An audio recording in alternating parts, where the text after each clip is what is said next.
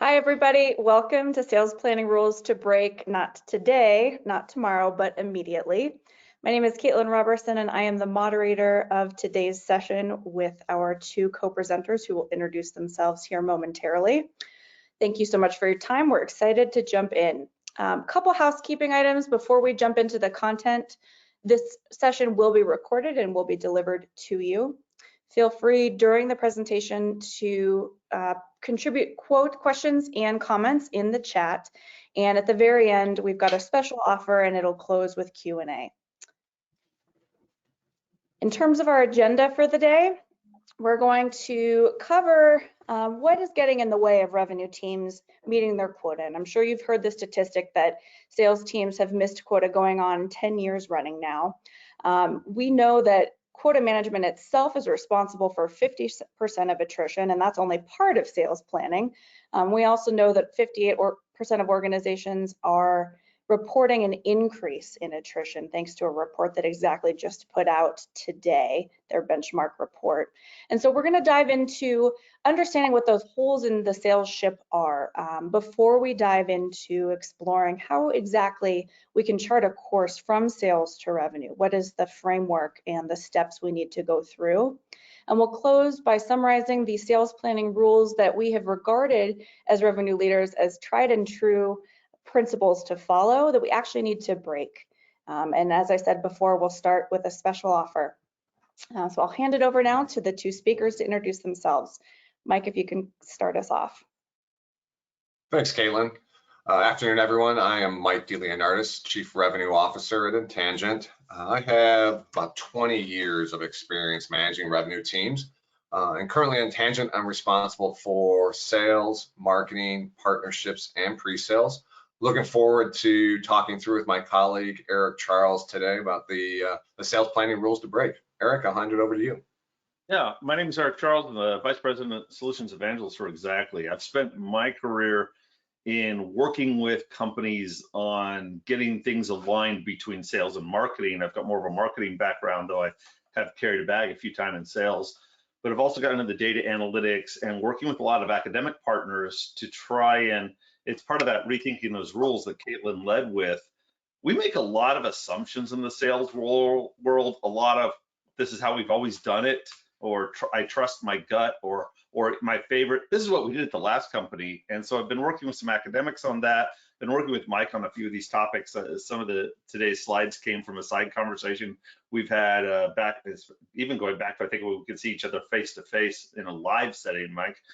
And then at Xactly, I manage our partner alliances team, I manage our field marketing team, and I manage our academic research team. Awesome, thanks, Erik. Let's go ahead and jump in and kind of understand what boat would you like to be in from a revenue perspective. I'll start with a little bit of a primer here because I joined Intangent a little over a year ago.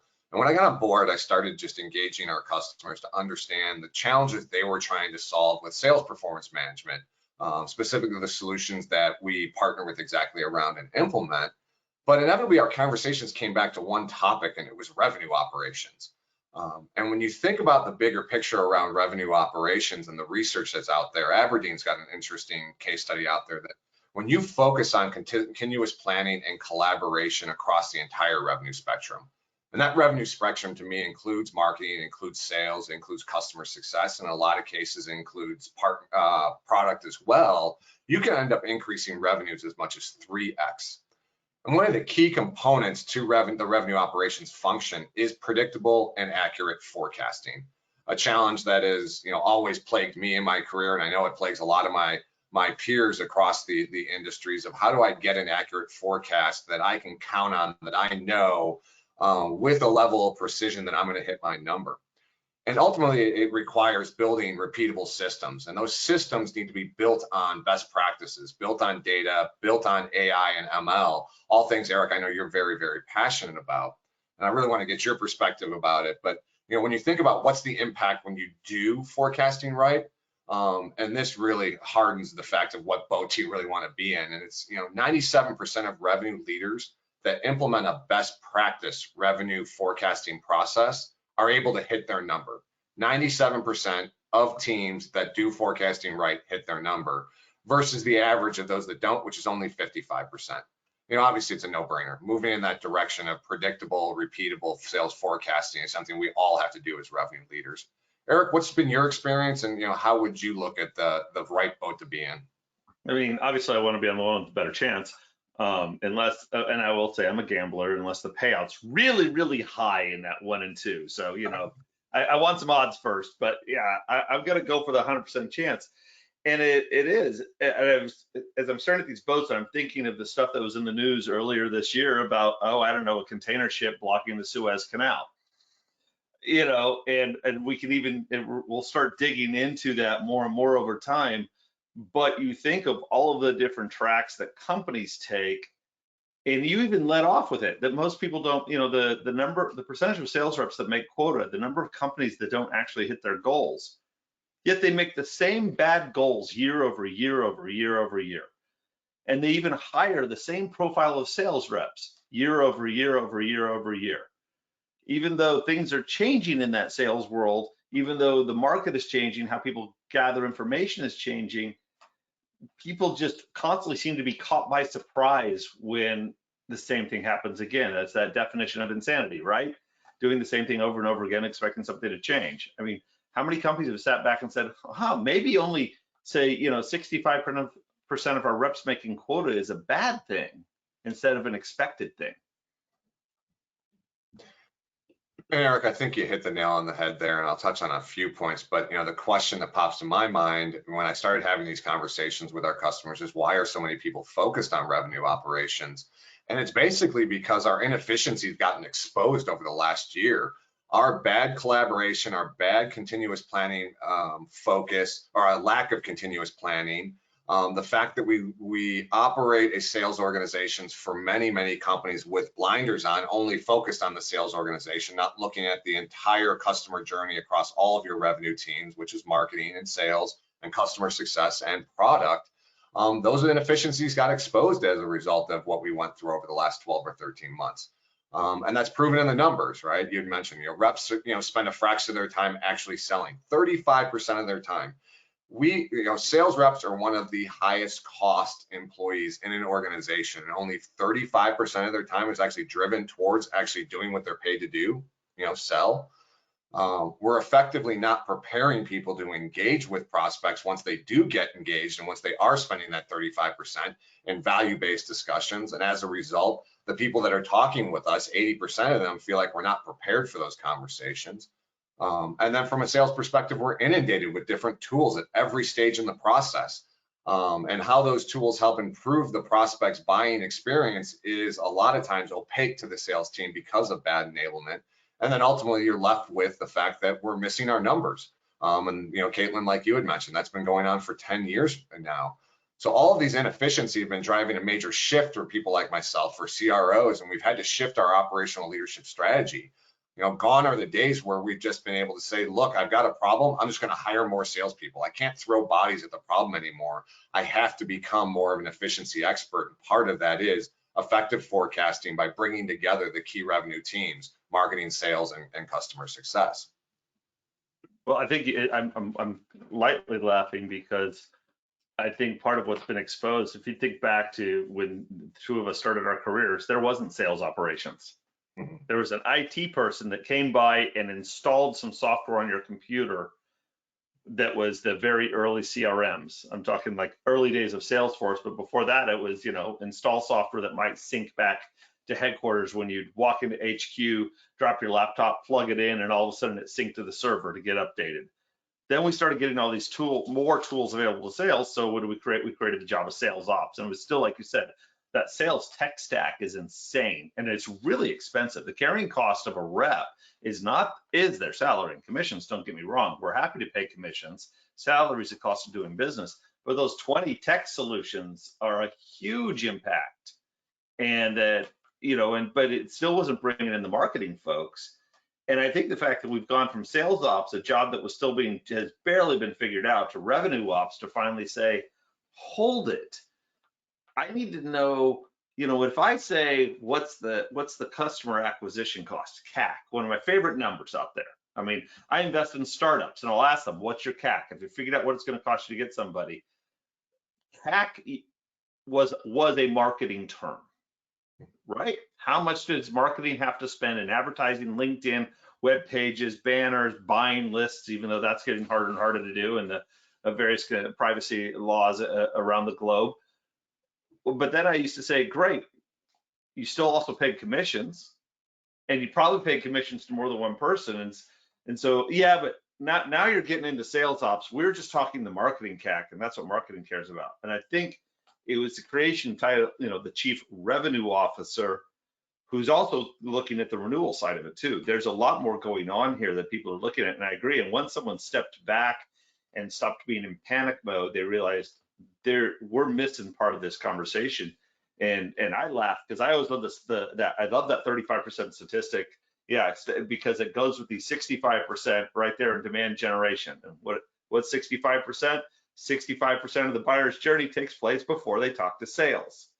Because if I want to look at your company or your product, I go to your website, I go to your LinkedIn, I go to Glassdoor, and I go and I look at all the logos on your webpage, and I call it friends and see what's on it. If it's a business to consumer product, I'll go on Facebook and say, who here is driving this particular car right now? What do you think?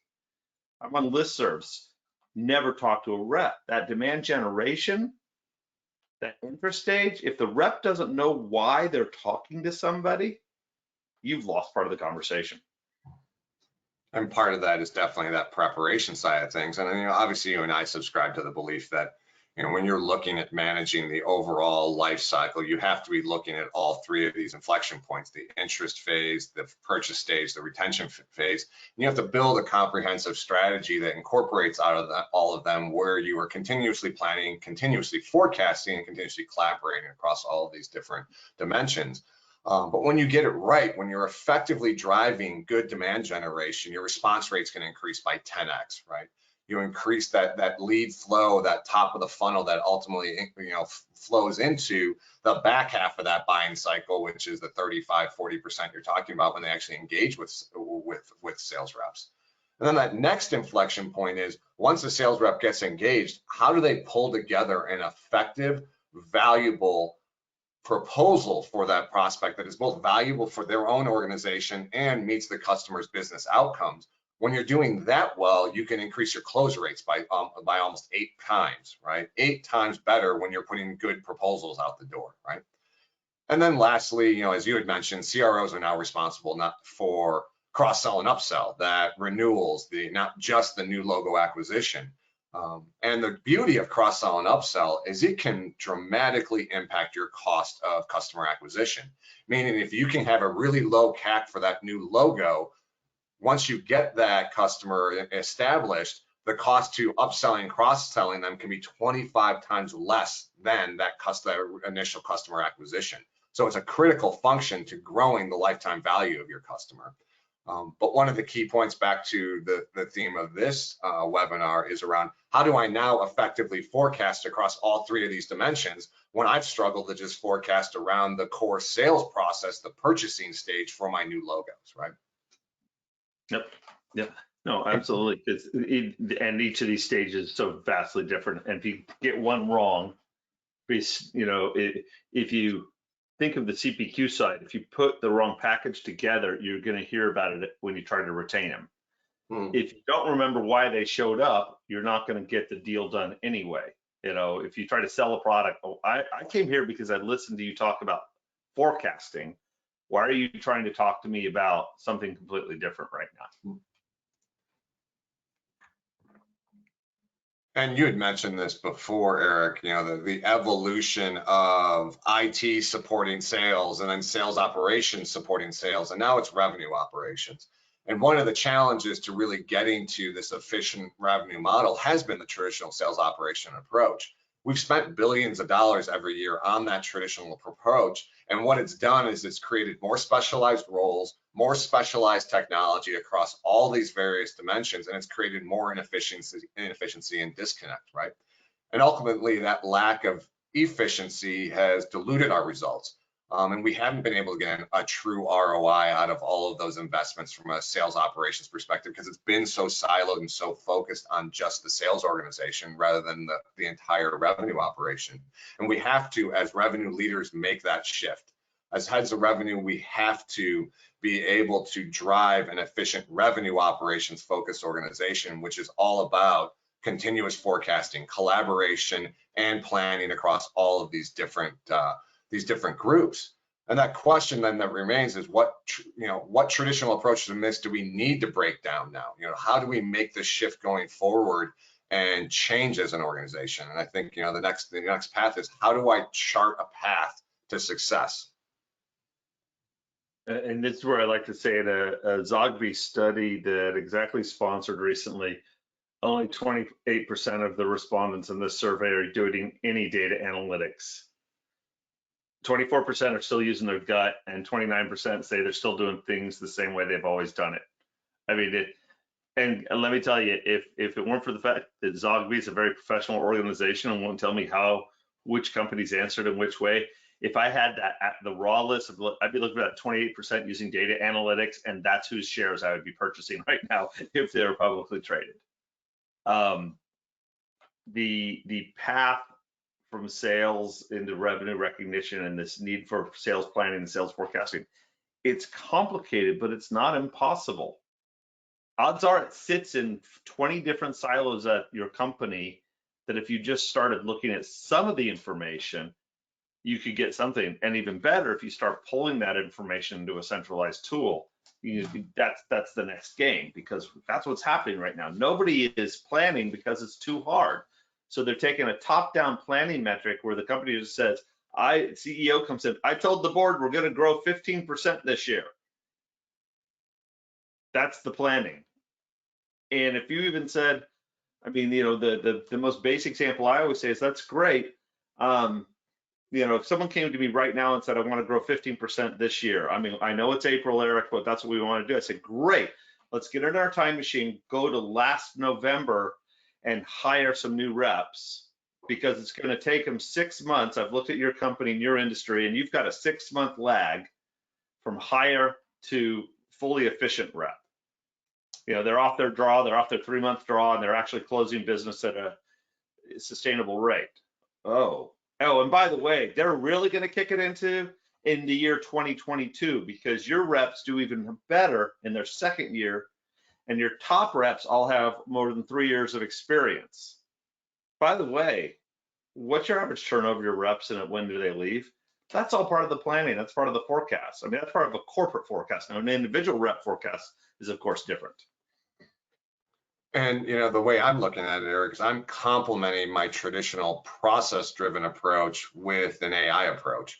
So I've traditionally used a process-driven forecasting model, because I know that when I put a proposal on the street, 75 cents on every dollar I'm going to close, which is a great way for me to forecast. When I can then say, okay, I've scheduled the proposal to go out the door, that proposal's hit the street, I know I can forecast 75%. But what I didn't account for in that traditional approach was the health of that deal.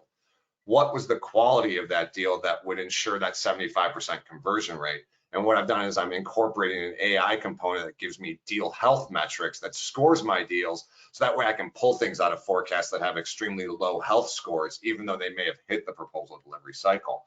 And the reason that's so important, why is forecasting so important? It's the same reason that our roles have shifted from chief sales officers to chief revenue officers, because when you sell and close a deal is just as important as hitting the number. And the problem historically, especially for CFOs, is those sales teams that hit numbers, but they hit the numbers at the end of the quarter, at the end of the year, which has a direct impact on revenue recognition. So that's another thing we do here at Intangent, is we do collaborative planning with our revenue teams that then schedules and forecasts not just what we're going to close, but then the corollary revenue that comes along with it. And then when you think about, what are the different ways of going about sales planning, you will have to take into account where you're at in your maturity in your organization, and where the market you're attacking is from a maturity perspective as well. And what I mean by that is, if you're a startup that's just about to go attack a market, you need to start with the concept of what's my target. Then you move into, what's the right quotas? How do I set territories? And ultimately, the end result you're trying to get to is capacity planning. How many heads do I have to hire as a brand new sales organization to ultimately get me to where I need to go, right? But if you're Xactly, right, who's been in the business for, I think you guys had your 16-year anniversary, right, this year? You've been in the business for 16 years. You have a good idea of what your sales capacity needs to be. You've been doing this well for 16 years. So what your end goal is more along the lines of what size territories do I need to hit my next growth stage, right? So you're going through an exercise of target, capacity, quota, and then ultimately establishing what do my regions and my territories look like to get to that next growth stage. And it's important to understand that, because if ultimately as Xactly you're worried about capacity, you're not going to get to the result you really need, because you already have an established sales team. You're just adding incremental heads to get to that growth. Right. Well, I'm looking at things like, is that territory really rich, and can I actually carve out a new territory out of there? Not just the 10% more than last year, but carve a few things out to set the proper targets. Then I can do a real quota. And then the capacity thing is, you talk about the deal health metrics, making sure, I want to make sure reps aren't wasting time on deals that are never going to close or never going to close high. But at the same point on the capacity, do I have the right reps in the right territories at the right time? Mm-hmm. Absolutely. So now we make it harder. Exactly, right? You look at this bow tie, the spectrum that goes all the way from the very tip of your marketing funnel through your sales funnel into renewals, cross-sell, and upsell. And most sales forecasts traditionally have started and end with new logo acquisition in the sales pipeline, but don't take into account the other aspects of your funnel, which is your marketing funnel and your customer success funnel. And you're only forecasting for a fraction of the buying journey as a result, right? And you had mentioned that 65% of that buyer journey happens before they even talk to a rep, which means you need to account for that in your forecast. You need to be able to understand where they're at in their buying journey to effectively forecast. And part of that is understanding how they flowed through your marketing funnel. The analogy I'll use is RFPs. I have always told folks that if an RFP comes to me blind, I'm not going to respond to it, because obviously there's been a whole buying journey that's been going on I haven't been a part of. So it is highly unlikely I'm going to disrupt that buying journey. I am most likely column fodder, right? It's the same concept here. If you're not forecasting and including your marketing funnel, right, you run the risk of jumping into that RFP that they were never seriously considering you for anyway. They were just rounding out the usual suspects to appease the process. Right. I grabbed the Gartner report, and I already have my favorite vendor who I already do business with, but somebody in finance and legal says, but you have to look at 3 vendors. Mm-hmm. Fine. I'll send an email out to somebody, ask them for a good enough, but they're not gonna, and what are they gonna do? I think the other interesting thing here is you've captured the issue of the prospecting, mm-hmm. the BDR, SDR, ADR, those development reps who bang phones for a living. That's what my son is doing right now.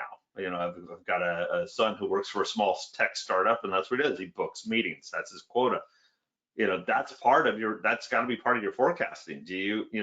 Is that demand gen feeding your BDRs to be able to book the meetings for sales to follow up and work on? But then one of my favorites is you've got customer success and the account managers here overlapping as companies think about this, because that's also part of it. A real forecast has to capture. You mentioned revenue recognition in the US, ASC 606, European, IFRS 15. You can't book that revenue until you get some form of a delivery to happen and a switch is flipped and it gets turned on, and that's customer success oftentimes, or that's your onboarding customer success, and they're going to have an impact there. And then the account managers, and what are you paying them bluntly to keep them engaged with your customer? And then now I'm going to go back to how people, we do things the way they've always done. I've gotten into this habit of saying, what can we learn from some of the oldest types of sales organizations out there? Look at car sales. The most successful auto sales guys, they know you want a new car every 3 years. They've got you in a calendar. I knew a guy at a Chevy dealership. He sold my uncle a new Chevy every 3 years. He changed dealerships because he'd always call him up. He'd say, hey, Bill, how's it going? Want to let you know the new whatever is out. He had my retired uncle in a Camaro at one point for 3 years because he knew Bill would bring it in and swap it out.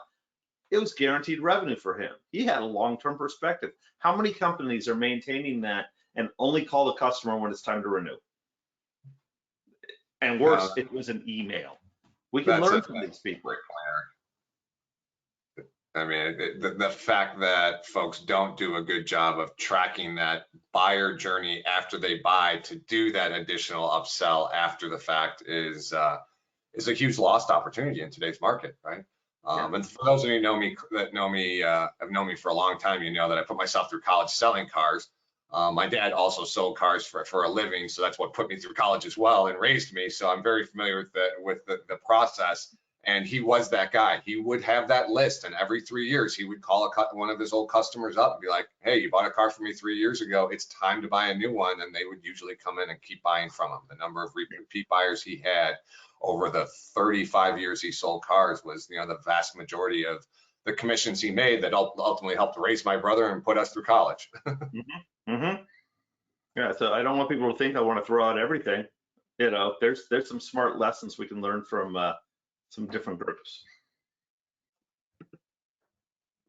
Erik, I thought you brought up a really good point when you were talking about the ADR, BDR function, the work that your son's doing, because I think it's a really good example of how integrating these different functions can go wrong. And I think for anybody that has managed demand generation, we've all had this experience. It's end of Q3, it's beginning of Q4.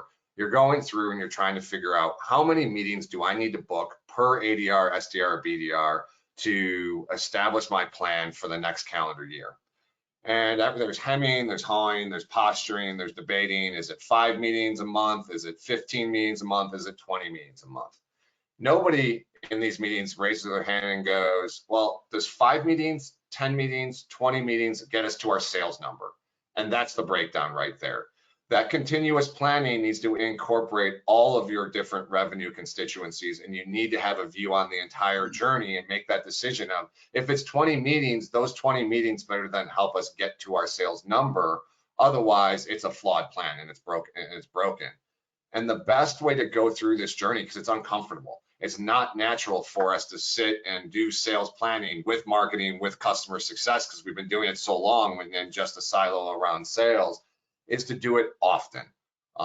Get to weekly or bi-weekly cadences where you're continuously reevaluating how you're performing against plan, and then make decisions on whether or not you need to adjust the plan or if you're moving in the right direction. But that'll help you dial in those gaps that exist in that traditional planning process. And the ADR, BDR function is a perfect example. When you go through that planning in a silo and you come up with a number you're confident you can hit, but that number doesn't get you to your sales number.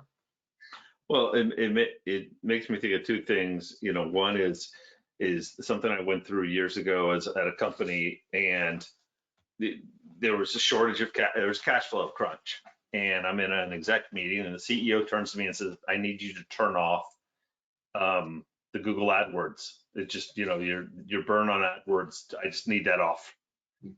And I pointed out to him, I said, back to the plan, I said, "I showed you what AdWords brings to the website, how many website hits I need to get a form fill, how many form fills I need to get an opportunity, and how many opportunities the head of sales over here needs to get revenue." I mean, ours was we were a very direct, product line. And he said, "Don't care, shut it off." And I just probably overly dramatically opened up my laptop and killed it all. And I turned to the head of sales. I said, "You're good for this quarter. You're going to be at 75% next quarter. And if this keeps going, you should update your LinkedIn profile."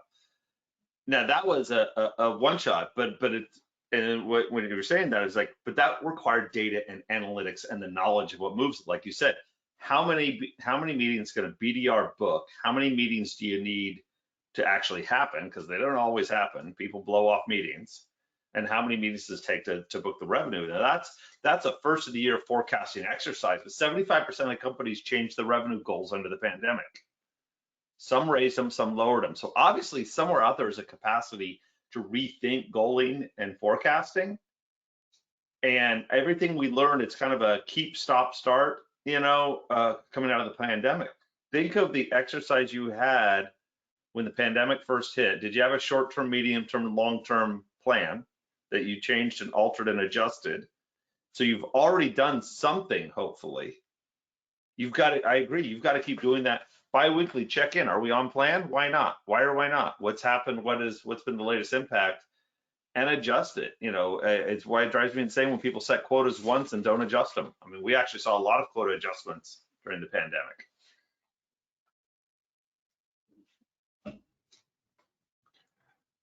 Moving on to the next slide, Caitlin, data jail. And I know, Erik, this is one you like to, this is a concept you like to talk to. And, you and I both have a lot of passion around using data and insights to ultimately inform the planning around revenue operations and teams. But tell us a little bit about what you mean by breaking out of the data jail.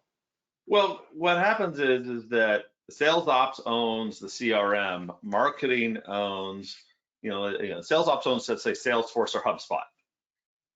But marketing owns Marketo or Pardot. Okay, and okay, sure, I'll export, my favorite word, I'll export some data to you into a spreadsheet, and you can take a look at it. We've now broken the ability to do continuous planning. We're barely in the blue collaborative. We can't even get into that yellow continuous planning, because if every time I want to analyze something, I've got to go back to somebody and ask them to do a custom export for me of a report, and then I've got to drop it into a spreadsheet, and I've got to run some pivot tables, and I've try to make sure, hold it, which field is the account number in Marketo that matches the account number in Salesforce? And I'm sure somebody sitting here on this call right now listening in and saying, hold it, they can talk to each other. Yeah, but how much are you passing back and forth? And think of just like when an opportunity is created in most CRMs, it's based on one person, so that it only carries over the marketing touches of that one person instead of everybody. Continuous means you've got to start getting out of the spreadsheets, or at least you're doing let's export this information constantly, like first of every month, or as soon as we close the books, we do an export and analysis of that month, if not that week, depending on how many deals you're doing. The data jail is that the data is owned by somebody else. It's you get the people that get possessive about their data because they think that's their job description and they think that's their value to the company, and they are scared. I'll even say there's a human side of this. There are people that are scared that if you do too much automation and too much integration, that, oh, will you need me anymore? I mean, and it's like, yeah, because you actually understand what some of this says. Tell me what I'm looking at here. And the cool thing though is the automation and the data-driven mindset, and you and I both talked about this, where artificial intelligence is going. And look, we know AI is an overblown term. Everybody's been calling it for years now. I don't know how many AI sessions I have sat in on where someone said, and next year we're going to have this. And I'm thinking, yeah, you said that 3 years ago, and we're still not there. But what we're seeing is certain solutions are now being found. The best AI is now not, I'm going to fix your whole sales organization, but I'm going to fix your forecasting, or I'm going to tell you who's about to quit from the sales team, or I'm going to tell you which account is the most likely to close and when.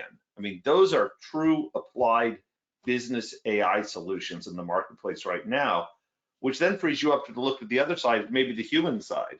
Oh, we're really worried about this, hold it, but it's because, Jan over there was one of our top reps, but she's had some problems. Oh, that's right, her kid was in the hospital, or her husband, they're plotting a move across the country, so we probably lost attention a little bit. But let the AI at least start bringing some stuff up so that you can actually make decisions instead of, I always say, it's like, do you want to run reports or do you want to analyze reports? We're still just running reports. Yeah, and that's a good transition into the ultimately the sales planning rules to break.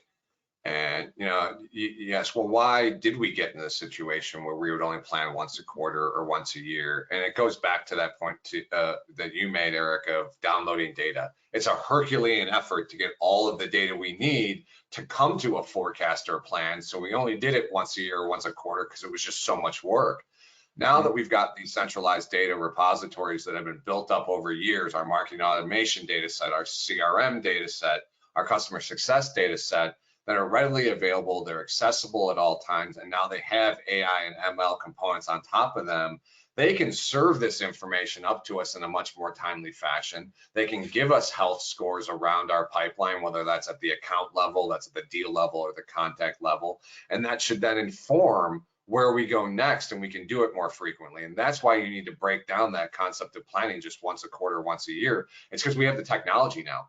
And with that technology, we need to be taking advantage of it. We need to adjust our processes to take advantage of that technology. And that means planning on a more frequent basis, on a bi-weekly, weekly basis, and looking at your data. The second kind of goes to, I think, Erik, your point around just everyone feeling personal ownership around the data. And as a result, then you end up creating these silos, right? Sales planning is called sales planning for that reason. It's not called marketing and customer success planning. As a result, all three groups would go off into their silos and do what they needed to do with their own data. And we never connected the dots between the two. Well, again, should we then call it revenue planning? Yep, exactly. We need to move to a revenue planning concept that incorporates all of these folks, because for most of our organizations, we've incorporated all the data into a single set of integrated set of technologies. It's like you had mentioned, it's Salesforce, it's HubSpot, it's Pardo, it's Marketo. These technologies are all talking to each other. Why aren't the groups talking to each other and doing this collaborative planning, right? I think the traditional methods for quota territory is also one. I still love the company that said, we put an enterprise sales rep in any city with an NFL team, because if there's an NFL team, it must be a big enough city to warrant an enterprise sales rep. And nowadays, I like to say, so what you're saying is that for the last several years, you'd had nobody in Los Angeles because there was no team. And now that the Chargers and the Rams have moved, you've abandoned St. Louis and San Diego. I'm just curious. Territories can be fed with data. They can be fed with continuous data. Census data is going to come out soon. It'll be time for a lot of companies to rethink their forecasting and planning, because the census data is going to give you up-to-date information on population movements. If you sell fixtures that go to general contractors that go into new housing and corporation development, you probably want to know where people are moving to. Then you need to change your territories. Of course, that leads to the next problem.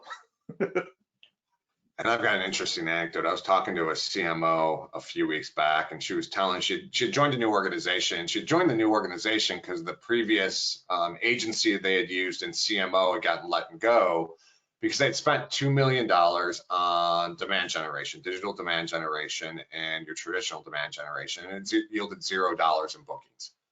So of course they cleaned house. They hired a new CMO.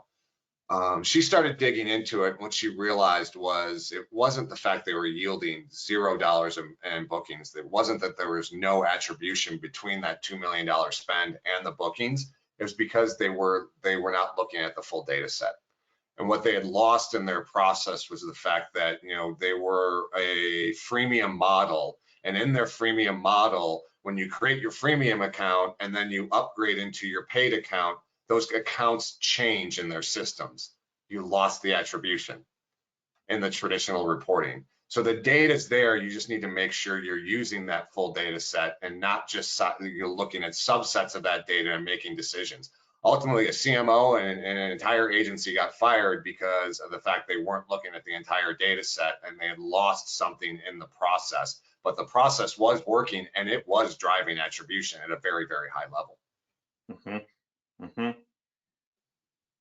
And it's interesting when the I just need more data that comes into play. It's such a great excuse to dodge a conversation. I would happily work with you. I'll get back to you, Mike. I just need to pull another. I need to refresh that data. I need to go to Caitlin and download the latest. I need to check. It's like I'm married to a research psychologist. It's like there are statistical standard deviations. There are statistical errors. Assume there's a little bit of noise at the side. If I told you there's an 85% chance your top rep is about to quit, would you say come back to me when it's 95%? Or would you say, wow, which one is it? That your AI model says 85%? I'm giving that rep a call and finding out what's happening. Take good enough and get it done to make sure you're covered. Which of course then blows up the Excel and Google sheets. I love Excel and Google as well. My kids were on their allowance was baked into a Google sheet, with spiffs and contests. So they're great. I use one with my accountant when I'm doing my taxes, and I just type my receipts into there and we review a few things. Great tools, but they're static tools. They're not made for long-term, constant, continuous planning. There's better tools out there.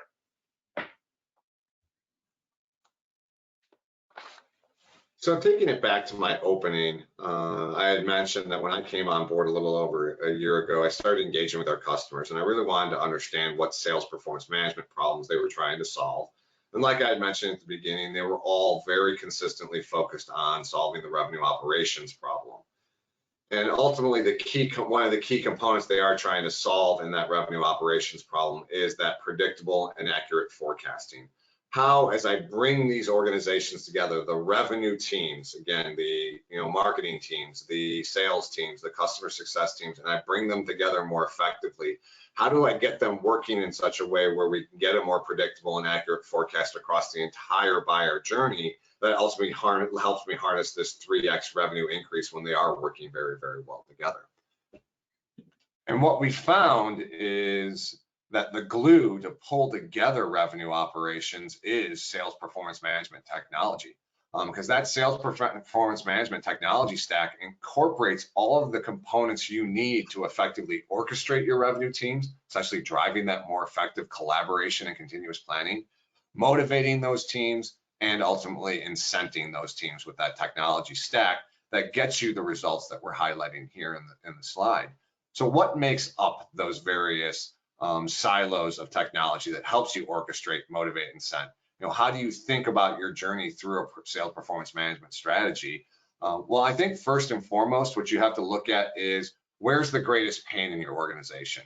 This isn't a linear path. You don't necessarily have to start with orchestration, then move to motivation, and then move to the incent side of things.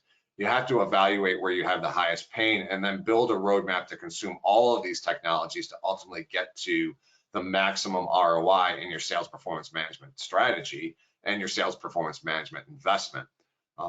And one of the things that I love about having worked with Caitlin very closely around our go-to-market for revenue operations and building out our orchestration, motivation, and incent pillars is it ties very, very much to the product suite that Xactly has been able to build over the last few years to help customers meet that.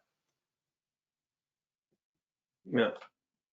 And that's going to take it down to even more technical and on those three areas. The interesting thing is I got my start designing incentive plans years ago, and that's why I mentioned the kids allowance. I mean, the great thing about an incentive plan is it lets you tell somebody exactly what you want them to do. If you do X, I'll pay you Y. Money works. Plenty of that academic research I was talking about earlier works.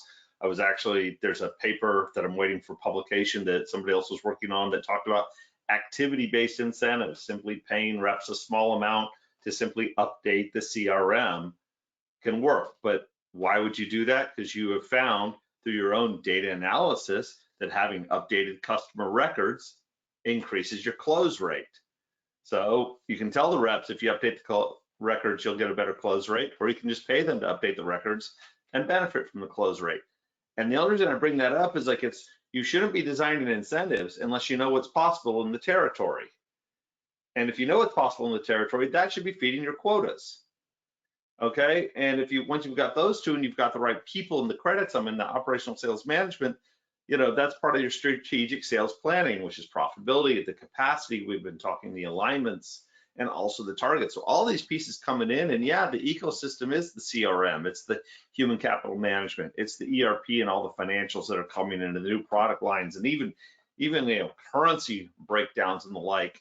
And more companies are going to these enterprise data warehouses. So these all fit together. I mean, this looks like a scary slide, but the truth is every one of these is integrated. And y'all have actually pointed out some opportunities at Xactly for even better integrations between some of these. And I know you work on some of these. And then once you've got all this data, you can do the AI insights, you can do the benchmarking, you can do the forecasting, and actually get on top of it all. Continuous sales planning requires a look at all of this data, which is why I say it's not that you need more data, you just need to start using it in an intelligent fashion.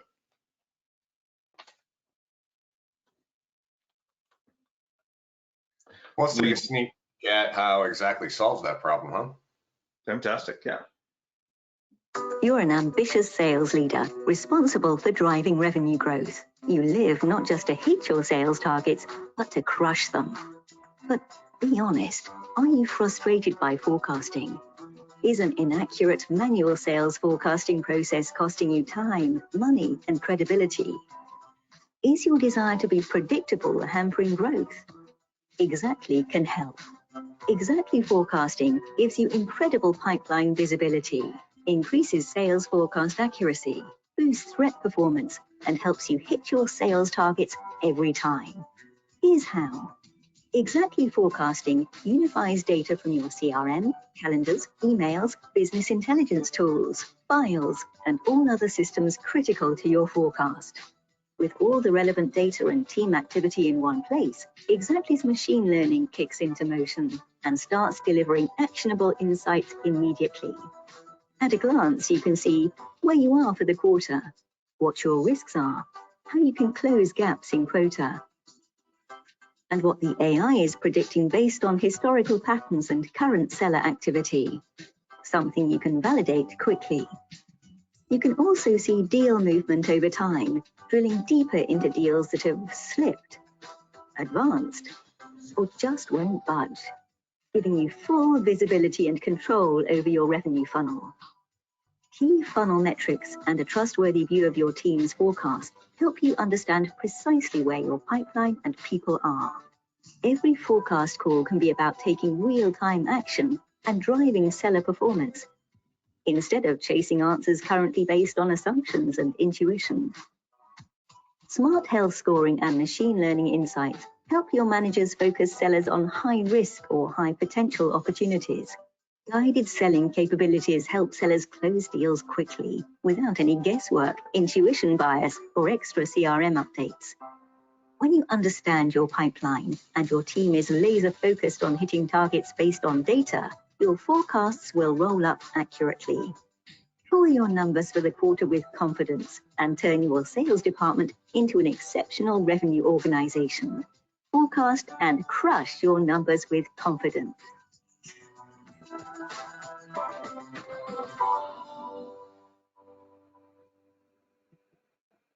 You're an ambitious sales leader. Erik, anything you'd like to add to that? You know, obviously it's a great commercial. I mean, I'll admit it. It's the idea of that tool, the Xactly forecasting tool. You don't go into that and start uploading data. You don't actually start, it's built in to take advantage of data you already have in the organization. And it looks at it with algorithms and artificial intelligence and all of the history that's available to actually let you make a guess. I think of growing up, I grew up in the Midwest where you never looked at a long-term weather forecast because you could never trust it. And in most companies, at the beginning of the quarter, I'm sorry, there are so many heads of sales like, this is going to be a great quarter. I'm like, that's a cheering statement from a coach in the locker room and has nothing to do with reality. If they instead say, we've got this many deals that push, and we know we've got those, we've got this many deals that are in that early stage, we think it would do something, and I've got this many deals that are stalled, and I've actually got a meeting with marketing later this afternoon to see what else we could do to possibly kick them into gear.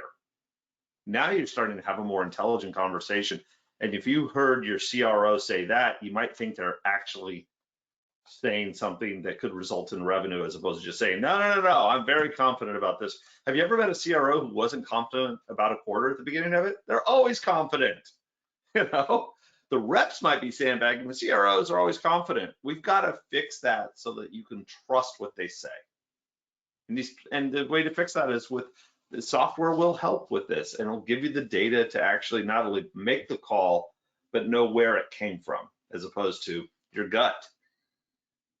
Yeah, and Erik, I'll go back to a comment I was making earlier about how I'm adjusting my own way of forecasting at Intangent, where I'm complementing my traditional process-based forecasting with an AI ML component, just like that was highlighted with the Xactly forecasting solution.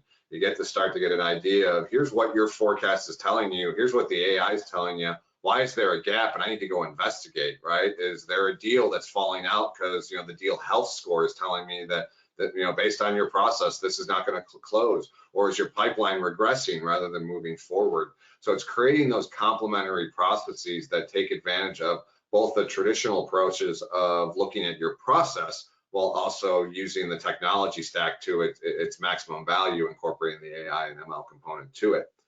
So for folks out there that are interested in learning more about how Xactly and Intangent can help you more effectively orchestrate, motivate, and incent your revenue operations teams and your revenue teams, reach out to us. There's an email address there. We are more than happy to book just a simple demo of the forecasting solution, or go broader than that and really talk about all of those pillars that I had highlighted: orchestration, motivation, and incent. So on that note, Erik, thank you again, as usual, for joining me today. I think we can wrap up here, Caitlin, with any questions we may have from the audience. Absolutely. Erik and Mike, thank you. We have two questions. Erik, the first one is for you, and it's essentially, this sounds wonderful. How do I get started? Well, luckily, Mike already put an email address down there. The fun thing is that this is not you have to buy the whole suite to get going. Start where the biggest pain is. I sometimes like to say, stop the bleeding, and then we can talk about getting you healthy. Forecast, if you've sat through this, you are probably sat there nodding, going, we have a forecasting issue. Then let's get that fixed. That product is a standalone. You don't have to have this whole suite. Get that done, and then you start working on, once you clean up the forecasting, you'll start seeing other opportunities for improvement. And it could be, it's like your incentives are just way off, and you need to rethink, you know, you're overpaying, underpaying, you've got a turnover issue. Fantastic. Go back to our partners here at Intangent, and they'll help you fix that one. But start where the biggest pain is. Thank you. And Mike, it's actually a fairly related question for you. The question is, when do I think about automating, particularly if I have other priorities at the moment? So I've been in this business for 20 plus years, and it's a common challenge. Do I automate first? Do I fix process first? And I think this is a scenario where there is somewhat of a bespoke solution that's a case-by-case basis. You have to look at whether your problem is a process problem, meaning you don't have a forecasting standard in place today to even automate, or is the lack of automation what's preventing you from getting to an accurate forecast because your process is in spreadsheets that's highly broken and you can't, you know, update it in a timely fashion, it's inefficient. So you have to look at the criteria in your business. So if the scenario is you have a forecasting process in place, it's just not optimized because you don't have the AI and ML component to it. You can't do it and update it and refine it on a daily, weekly basis because it's too cumbersome in Excel. Then it's time to automate. You need to jump in, you need to engage in a solution like Xactly forecasting, and you need to automate immediately. If you have no standard established for how you want to forecast, a tool like this isn't necessarily going to solve your problem right out of the gate. And so you have to go through a bit of a process of defining what is that standard that I'm going to use within the solution, and then automate. It's not a long journey to go through that process. You're talking a few weeks, maybe a couple months to define that process to then automate, but you don't want to automate bad process. Fantastic. Well, thank you again, Erik and Mike, and thank you to the audience. Have a wonderful rest of the day, and we'll be in touch soon with additional resources and this recording. Thank you, everyone. Thanks for the invitation.